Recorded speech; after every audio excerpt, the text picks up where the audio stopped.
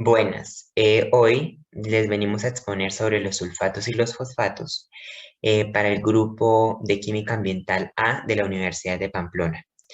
Mi grupo está conformado por Dalgui Gabriela Montañez Escalante, Jennifer Natalit Monar Fajardo, Marcos David Moreno Molina y quien les habla, Juan David Páez Suárez. Introducción. Como sabemos nosotros, el planeta Tierra, está rodeado por una gran cantidad de agua.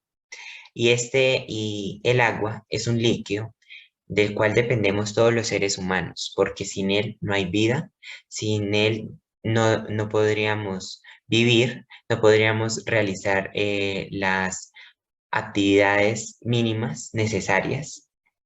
Y de todo este 100% de agua que se encuentra presente en el planeta Tierra, solo el 2,5% del agua es dulce. Quiere decir que el 97,5% del resto del sobrante de agua es agua salada que se encuentra en los mares. Del 2,5% debemos restarle las 2/3 partes de este 2,5%, que es el agua que se encuentra congelada, que se denominan glaciales. Y este es el porcentaje del cual nosotros podemos consumir, o sea, nosotros los seres humanos. En nuestro medio ambiente, en nuestro planeta, se encuentran diferentes compuestos. Hay una gran variedad de compuestos, pero hoy solamente hablaremos de dos, como lo dije anteriormente, los sulfatos y los fosfatos, donde podemos encontrar que el sulfato tiene una fórmula general de SO4 2 y el fosfato de PO4 3. Dicho esto, debemos primero aclarar que mientras que el sulfato y el fosfato se encuentran presentes en un medio natural proporcional al ambiente, estos no son contaminantes, estos no alteran las actividades del ecosistema. Bueno, gracias a las actividades diarias de nosotros los seres humanos, las cuales son artificiales porque ya vienen intervenidas por nosotros los seres humanos. Entonces, eh, en este caso pondremos como un vivo ejemplo la minería, la cual utiliza el sulfato para la oxidación de piritas, la cual necesita una gran cantidad de sulfato para poder realizar con éxito esta actividad. Pues como yo lo dije anteriormente, eh, cuando estos compuestos se encuentran proporcionales al ambiente, no generan ningún cambio negativo al ambiente. Pero en dicha actividad se necesita una gran cantidad, lo cual está alterando el rendimiento y destruyendo cada día más el ambiente y cada día más el ecosistema. Por otro lado, también tenemos el fosfato. El fosfato está formado eh, por el fósforo inorgánico y es contribuyente en el medio en el que está. Por otro lado, también podemos decir que que puede existir en solución como partículas, como fragmentos sueltos o cuerpos de organismos acuáticos. Estos llegan a los cuerpos acuáticos mediante los fertilizantes eliminados del suelo por el agua o por el viento, excrementos de animales o humanos o detergentes y productos de limpieza.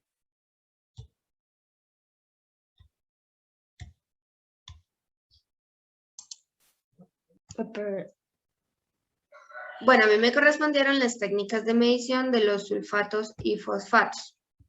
Empezamos con las técnicas de medición de los sulfatos. Como primer método tenemos el método gravimétrico. Este método da resultados precisos y es recomendado para concentraciones mayores de 10 miligramos por litro. Los aspectos cuantitativos de este método dependen de que el ion bario se combina con el ion sulfato para formar sulfato de bario, que es poco ionizante, y se representa con esta ecuación.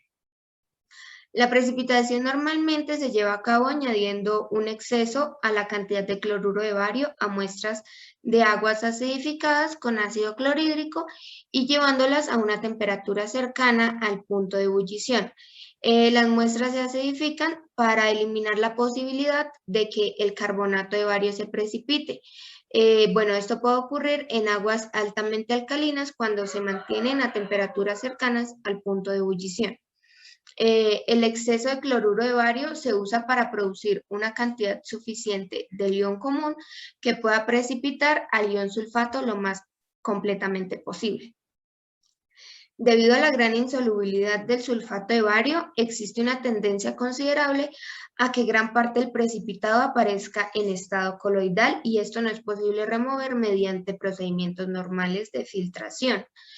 La digestión de las muestras mantenidas durante unas pocas horas a temperaturas cercanas al punto de ebullición cambian de forma coloidal a cristalinas de modo que se pueda realizar la filtración.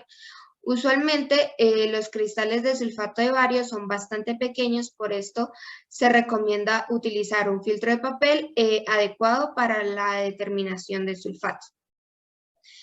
Con este modo se puede medir los sulfatos con alto grado de precisión si se realiza con el suficiente cuidado para poder garantizar que los cristales se transfieran al filtro y hacerse un lavado apropiado para poder remover todo el exceso de cloruro de bario y otras sales. El precipitado de bario se puede medir de diferentes maneras. Después de la filtración, después de la destrucción del filtro de papel mediante combustión, o el precipitado junto al filtro y luego al resultado se le resta el peso del filtro para obtener el dato del precipitado puro. La principal limitación de este método es el tiempo que requiere. El siguiente método es el método turbidimétrico. En este método, la medición de sulfatos se basa en que el sulfato de bario, formado después de la adición del cloruro de bario, tiende a precipitarse de forma coloidal. Esta tendencia aumenta en presencia de una solución buffer ácida. Esta solución contiene cloruro de magnesio, nitrato de potasio, acetato de sodio y ácido acético. Después de utilizar el procedimiento para la suspensión del estado coloidal, es posible obtener resultados cuantitativos aceptables para muchos fines. Bueno, este método es muy rápido y tiene una amplia aplicación, ya que se pueden analizar muestras con concentraciones de sulfato mayores de 10 miligramos por litro, tomando muestras más pequeñas y diluyéndolas al volumen recomendado de 50 mililitros. Bueno, el siguiente método es el método automatizado de azul de metiltimol. Este método funciona cuando se requiere el análisis de sulfato de varias muestras. Con este método se usa un instrumento analítico de flujo continuo en el que los químicos se agregan y se mezclan a las muestras en forma automatizada durante el flujo de una corriente. El proceso de automatización para los sulfatos, primero se añade el cloruro de bario a las muestras a bajo pH para formar el precipitado de sulfato de bario. Bueno, el pH de las muestras se llevan aproximadamente a 10. Luego se agrega el reactivo de azul de metiltimol, este se combina con el exceso de bario y forma un quelato azul. El azul de metiltimol restante que no ha formado complejos toma un color gris y este se mide automáticamente. La cantidad del sulfato presente en la muestra original se basa en la respuesta obtenida por el instrumento. Obviamente el instrumento previamente se debe calibrar con soluciones estándar de sulfato. Bueno, las técnicas de medición de los fosfatos. Tenemos el método del ácido ascórbico. Bueno, este método es muy útil para la medición de fosfatos o fósforo de bajo rango. Este método tiene un límite de detención de 0,05 miligramos por litro y un rango de trabajo de hasta 1 miligramo por litro. Bueno, este método es de 2 pasos. Primero, el ortofosfato reacciona con el molibdato y este forma un complejo de fosfomolibdato de color amarillo. Este se reduce. Luego, utilizando ácido ascórbico, se creará una molécula que hará que la muestra se vea azul. Este color azul es proporcional a la concentración de fosfato de la muestra.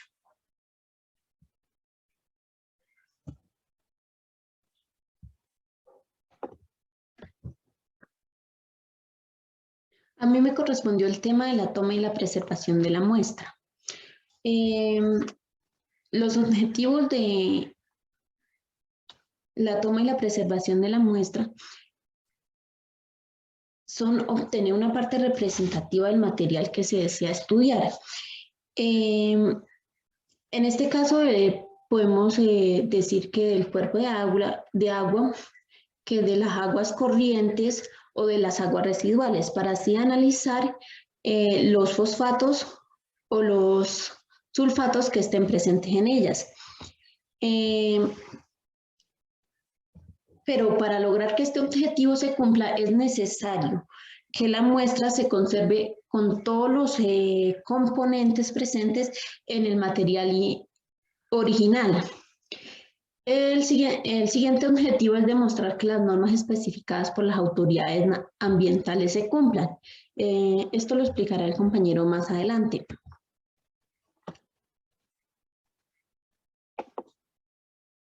La importancia de la toma y la preservación de las muestras. Estas técnicas de recolección y de preservación son muy importantes, debido a que con ellas se verifica la exactitud y la preservación de los resultados y así obtener un buen análisis. Existen 3 tipos de muestras: la muestra simple o puntual, las muestras compuestas y las muestras integradas. La muestra simple o puntual representa la composición original de una muestra en el tiempo, el lugar y las circunstancias en que fue tomada o realizada su recolección. Las muestras compuestas, estas son una combinación de las muestras simples o puntuales en el mismo sitio, pero durante tiempos distintos. Estas muestras se emplean para observar concentraciones, promedios y se representan el ahorro de un costo y esfuerzo en el laboratorio. Las muestras integradas son un poco más complicadas, ya que requieren de aparatos especializados para tomar muestras a gran profundidad, ya que se usan para tomar muestras en aguas corrientes. Métodos de muestreo. Hay 2 tipos de muestreos, que son el muestreo manual y el muestreo automático.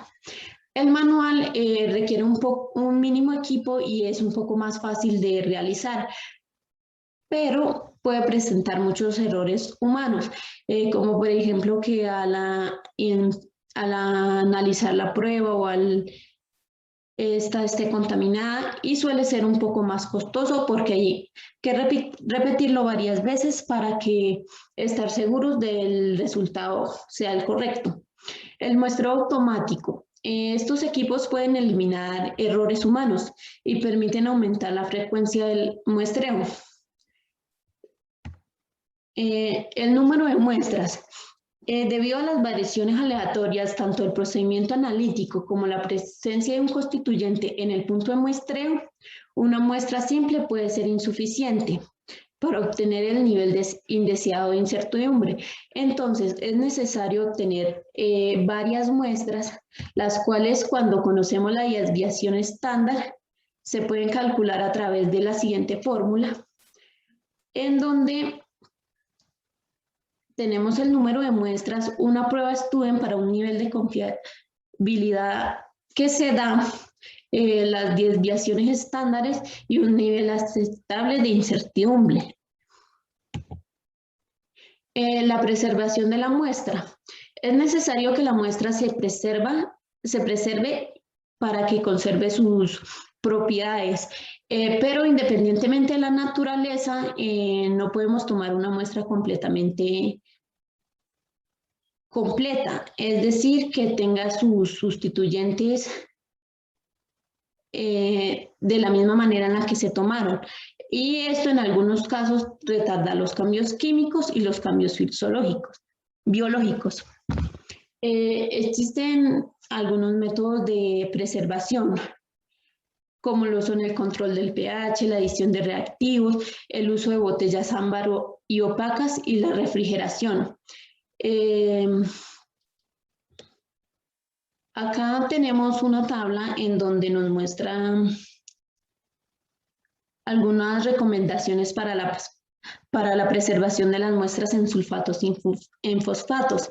Tenemos que los fosfatos se pueden preservar en recipientes de vidrio, que la muestra debe ser tomada mínimo 100.000 mililitros. Que el tipo de muestra es sólido y se preserva refrigerada inmediatamente a menor de 4 grados centígrados y se tiene que realizar la muestra en un máximo de 48 horas. Para los fosfatos, estos sí se pueden almacenar en recipientes de vidrio o de plástico. El volumen de la muestra son 100 mililitros, al igual que en los fosfatos, y el tipo de muestra también es sólido. Es necesario refrigerarlos, pero estos tienen un almacenamiento máximo de 28 días. A continuación tendremos algunos ejemplos de las muestras de preservación para sulfatos en agua en dos métodos. El método nefrométrico es donde se recoge una licuota de 250 mililitros de muestra. Esta se puede tomar, como lo habíamos dicho anteriormente, en un recipiente de plástico o de vidrio, refrigerado a 4 grados centígrados, y su análisis es durante los 28 días siguientes. El método turbidimétrico modificado. Estas muestras se recolectan en frascos de vidrio y de plástico, pero a una temperatura menor o igual a 6 grados centígrados por un periodo de 28 días. Si después de estos 28 días no se ha realizado el análisis, la prueba ya no sería correcta porque se han perdido algunas propiedades o algunos componentes de la muestra. La toma y la preservación de muestras para los fosfatos en agua por el método del ácido ascórbico. Se colectan las muestras en recipientes de plástico y se les agrega ácido sulfúrico concentrado en un pH mayor a 2. Esto es para que la muestra se conserve con todas sus propiedades, como lo habíamos dicho anteriormente. Bueno, esto fue todo.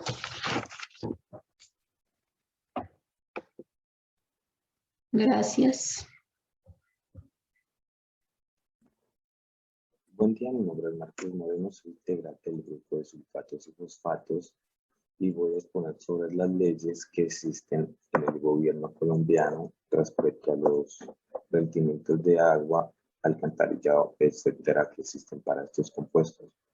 Empezamos con la resolución 331 del 2015 de marzo 17, por la cual su objetivo es establecer los valores máximos y los límites permisibles en los vertimientos puntales a cuerpos de aguas superficiales y a los sistemas de alcantarillado público, y se establecen otros parámetros para diferentes actividades como ganadería, minería, agropecuarias, etc.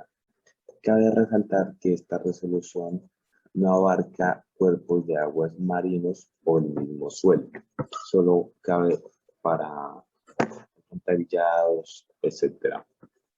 Para continuar tenemos el capítulo número 5 de dicha resolución, en el cual se titula Parámetros físico-químicos y sus valores límites máximos permisibles en los vertimientos puntuales de aguas residuales domésticas y de las aguas residuales de los prestadores de servicio público de alcantarillado a cuerpos de aguas superficiales. En este capítulo, en su artículo 8, se establece que sulfatos medidos en miligramos tienen un valor mínimo de 625 miligramos por día, que pueden existir en diferentes alcantarillados, aguas residuales, domésticas, etc. Y un valor máximo que es de 3,0000,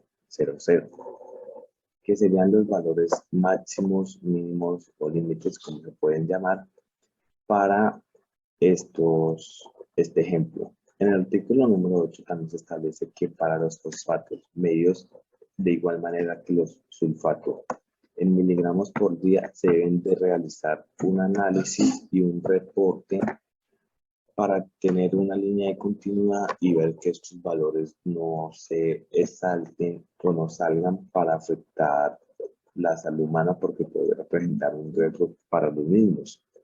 Continuando con esta resolución, se establece que en el capítulo 6, los parámetros físicos y sus valores límites máximos permisibles en los vertimientos puntuales de aguas residuales no domésticas a cuerpos de aguas superficiales. En el caso de actividades de agroindustria, sus valores en el caso de post cosechas de productos como plátano, azúcar, banano y derivados, se debe mantener un valor de 500 miligramos por litro. Esto se podría llamar como su valor máximo en total que pueden manejar para el caso de las agroindustrias, en el caso de los sulfatos. Este es un valor que no se puede sobrepasar porque puede representar un riesgo, además para los productos del campesino, también para la salud humana, que puede verse muy afectada si se exceden estos valores.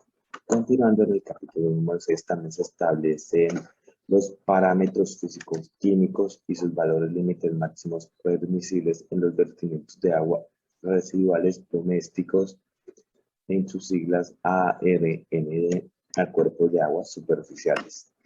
Para el caso de actividades como la ganadería, sus valores en el caso de bovinos, equinos, caprinos, etc. En el caso de fosfatos, se deben de mantener análisis y reportes para llevar un control de estos mismos y no verse afectados. En el caso también de la ganadería, para caprinos, bovinos, equinos, etc., se debe mantener un nivel de sulfato de 500 miligramos por litro.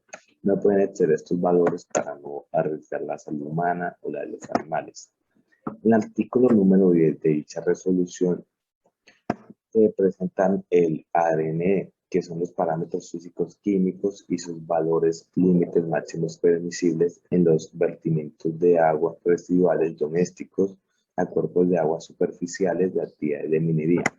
En el caso de diferentes actividades que se manejan en la minería, como por ejemplo la extracción de carbón, de piedra y lignito, los sulfatos deben presentar un máximo de miligramos por litro de 1200. No pueden exceder este valor para la extracción de carbón, de piedra y de lignito, porque pueden caer a cuerpos de agua superficiales, etcétera, que pueden arriesgar la salud no solo de animales, la salud humana, y puede presentar un mayor riesgo. En el caso de los fosfatos se deben de mantener análisis y reportes. En la extracción de oro y otros metales preciosos, por ejemplo, los sulfatos deben mantener un nivel máximo de miligramos por litro de 1200. Y en el caso de los fosfatos deben mantener análisis y reportes para evitar cualquier descontrol, se podría decir, que pueda afectar la salud humana, animales, etc. En el caso de la extracción de minerales como el hierro, se tiene que los sulfatos pueden mantener un nivel máximo de miligramos por litro de 250. No pueden exceder estos valores por diferentes temas, y las actividades de minería o las minerías como tal deben respetar estos valores. En el caso de los fosfatos se deben mantener análisis y reportes para evitar problemas, evitar contaminaciones, etc.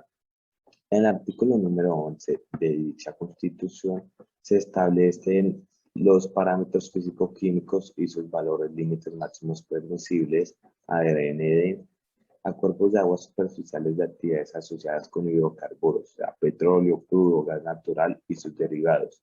Por ejemplo, en el caso de la exploración, cuando se están haciendo para estas actividades, para estos productos, por ejemplo, el petróleo, crudo, gas natural, etcétera. En el caso de la exploración no pueden tener un nivel máximo de sulfatos de 300 miligramos por litro. En el caso de fosfatos deben mantenerse análisis y reportes para evitar posibles contaminaciones en los vertimientos de agua. También se tiene en el caso de la producción los sulfatos, de igual manera que en la exploración no pueden pasar sus niveles de 300 miligramos por litro, y los fosfatos, al igual que en la exploración, deben de mantener análisis y reporte. En el caso de la actividad de refino, los sulfatos no pueden mantener un nivel mayor de 500 miligramos por litro. Los fosfatos, al igual que en los casos anteriores, se mantienen sus análisis y sus reportes para evitar posibles contaminaciones en vertimientos de agua y demás. Ahora tenemos el caso de la venta y la distribución. Los sulfatos pueden mantener un análisis o unos niveles máximos de 250 mililitros para evitar contaminaciones no solo para los trabajadores, sino para posibles centros poblados que existan alrededor de esa zona. También para el caso de transportes y almacenamiento se deben de tener valores máximos de 250 mililitros. En el caso de fosfatos, no dice nada acerca de este artículo sobre la venta o la distribución de estos mismos. Entonces procedemos al artículo número 13, que adhiere, como ya lo hemos dicho, parámetros físico-químicos y sus valores límites máximos permisibles, etcétera, a cuerpos de agua superficiales de actividades asociadas con fabricación y manufactura de bienes. La fabricación de productos textiles es una actividad. En el caso de los sulfatos, deben mantener análisis y reportes para estas industrias, sí, para diferentes empresas que utilicen esta clase de compuestos y así evitar contaminaciones o cualquier tipo de riesgo. En el caso de los fosfatos es igual, análisis de reportes. En la fabricación de gases industriales y de medicinales, los sulfatos deben mantener un nivel máximo de 500 miligramos por litro. Puede ser menor este nivel o no lo puede pasar de 500 miligramos por litro. En el caso de los fosfatos se deben de mantener los análisis y sus debidos reportes. La fabricación de artículos de piel, curtido y adobo de pieles deben de mantener, en el caso de los sulfatos, análisis y reportes. En el caso de los fosfatos, igual manera, análisis y reportes. Y por último, en la fabricación de vidrio, productos de vidrio, cemento, cal y yeso, los sulfatos deben de mantener 250 miligramos por litro y los fosfatos deben de mantener análisis y reportes. Ahora tenemos la descripción de las actividades. Por ejemplo, en el sector de actividades de fabricación y manufactura de bienes tenemos la producción de abonos puros, mezclados o compuestos nitrogenados, fosfóticos y fosfáticos, elaborados mediante diferentes minerales, sales y productos químicos inorgánicos como los fosfatos, gramonato de hierro, de magnesio, etc. Ahora pasamos a la resolución número 2115 de 2017 del 2022. Este es el otro parámetro o leyes que se establecen para sulfatos y fosfatos y demás. El objetivo de esta es mediante la cual se señalan características, instrumentos básicos y frecuencias del sistema de control y vigilancia para la calidad del agua del consumo humano. Esta es un poco más rigurosa, exige más controles y demás, pero se establecen para menos actividades. Entonces vamos a comenzar. Que estas son las características químicas que tienen mayores consecuencias económicas e indirectas sobre la salud humana. En el caso de que en el agua potable existan niveles de sulfato, el valor máximo permisible es de 250 miligramos por litro para evitar consecuencias económicas sobre la salud humana, ya sean directas o indirectamente. En el caso de los sulfatos, el valor máximo aceptable es de 0,5 miligramos por litro. Son valores muy mínimos, ya que en caso de que un ser humano los consuma, pueden afectar su salud directa o indirectamente. Pueden estar consumiéndola, ya sea regándola por su cuerpo, etc. En el artículo número 9, características químicas de otras sustancias utilizadas en la potabilización, tenemos la cal, el sulfato de aluminio, el cloro, el fosforito utilizados en el tratamiento de potabilización del agua para el consumo humano. Deben cumplir con la calidad determinada por la resolución número 2314 de 1986 del Ministerio de Salud. hoy de la protección social. En esta misma resolución tenemos el capítulo número 5, que son los procesos básicos de control de calidad del agua para consumo humano. En este caso tenemos como principal la población atendida por personas prestadoras del servicio en ese municipio. Para una ciudad o una población que tenga habitantes de 100.001 a 500.000, la frecuencia mínima con que se deben realizar estos controles debe ser semanal, con un mínimo de muestras de 2 para el caso de los... Y con los sulfatos acaba el tema de la exposición. Muchas gracias por la atención. El grupo agradece todo y esperamos que hayan entendido y haya sido utilizado de utilidad todo. Hasta luego.